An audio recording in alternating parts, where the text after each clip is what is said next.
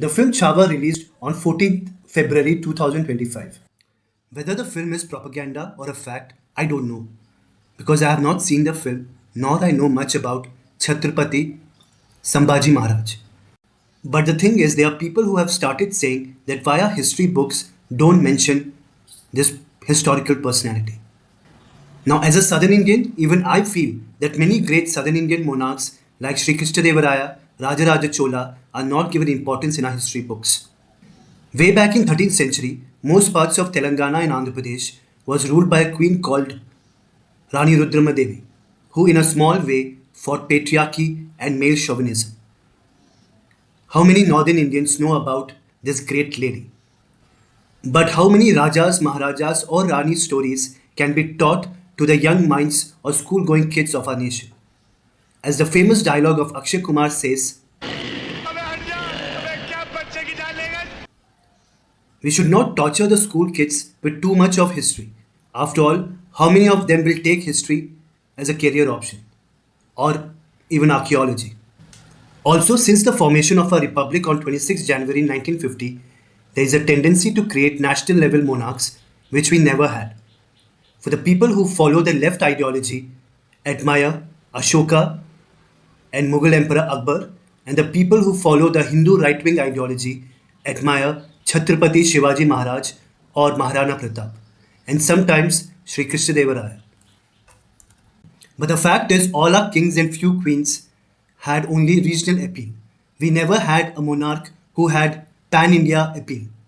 Sri Krishnadevaraya appeal was not there in the Punjab region, and Maharaja Ranjit Singh, who is called the Lion of Punjab, was not much known to the people living in the southern peninsula. Chhatrapati Shivaji Maharaj's appeal was not there in eastern part of the subcontinent, and Ahom dynasty, the people who defeated the Mughals, were not much known in the western part of our region. Indian civilization or Indian culture is thousands of years old, but Republic of India was formed on 26 January 1950. That is only 75 years back. Just like most of the world, even the subcontinent was ruled by many kingdoms, big or small. And here and there we had few invaders coming from outside the subcontinent. Even Alexander was an invader from our perspective. But one thing common between the invaders coming since 8th century to 18th century is that all of them were followers of Islam. But whether they really knew Islam or not is another matter of debate. Then came the European traders who slowly started interfering in the politics of Indian kingdoms and even fought among themselves on Indian soil. But ultimately, the British started ruling most parts of the subcontinent. By 1947, we got rid of them. And by 1948, we got rid of the Rajas, Maharajas, Nawabs, and the Nizams. And on 1950, 26 January, Republic of India was born. None of the kings and queens of ancient or medieval era believed in the kind of democracy we enjoy today, where every citizen above 18 years can vote irrespective of their gender, religion, caste, economic status, or the language they speak. Without democracy, this great nation cannot remain one political unit. Without democracy, the hero of Hindu right wing ideology, Mr. Narendra Modi, would not have become the Prime Minister of India, and the left ideologues would not have been able to form governments in Kerala. If India had a monarch, criticism against him would not have been tolerated. Today, there are many people who speak against our Prime Minister Modi, and before that, they used to do for Dr. Manmohan Singh. They can do it because we are a democracy. A monarch, no matter how good he was, would not have tolerated too much of criticism.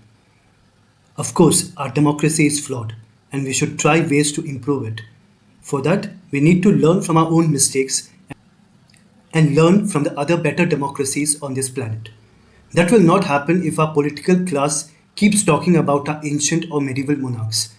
Individuals can admire or hate a monarch, but the democratically elected government should promote democracy and citizenry. Indian society is still largely feudalistic, which will never change if we keep on talking about the many kings of Indian subcontinent. In 2015, when Aurangzeb Road was renamed in New Delhi as Dr. APJ Abdul Kalam Road, I, as an Indian citizen, felt good because Dr. APJ Abdul Kalam was our former president. I hope other roads like Ashoka Road, Akbar Road, and Jahangir Road, etc., are also renamed after our democratically elected leaders. As per my knowledge, we still don't have PV Narasimha Rao Road and Dr. Manmohan Singh Road in the capital of our nation. I hope the present government does something about it. Even the constructing of Chatrapati Shivaji Maharaj statues in Maharashtra by the state government is wrong. If common people get together and build a statue of this great personality, that is fine. But elected governments should not use public money to promote monarchy. Because any historical monarch, no matter how great he or she was, wanted their own blood to succeed them. They never could have visualized this kind of democracy we have today, where a tea seller can become the prime minister of 1.4 billion Indian citizens. And as citizens, we should try to improve the current democratic practices of our great nation. Thank you.